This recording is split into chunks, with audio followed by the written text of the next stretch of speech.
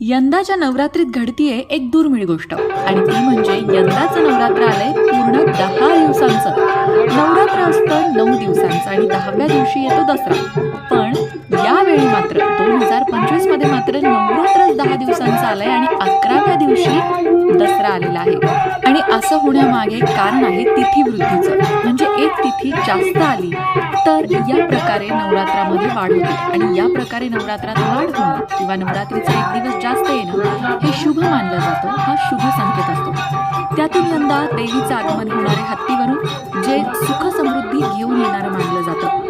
मग आता नवरात्रीचा हा जो एक दिवस जास्त आलेला आहे, या एक दिवसामध्ये नक्की कुठल्या प्रकारची साधना करावी, काय करावं, काय करू नये, या एक दिवसाचा लाभ आपण आपल्या देवीच्या साधनेमध्ये कसा करून घ्यावा, या संदर्भात जर सविस्तर जाणून घ्यायचं असेल तर लोकमत भक्ती चॅनलवर जा आणि संपूर्ण व्हिडिओ नक्की पहा.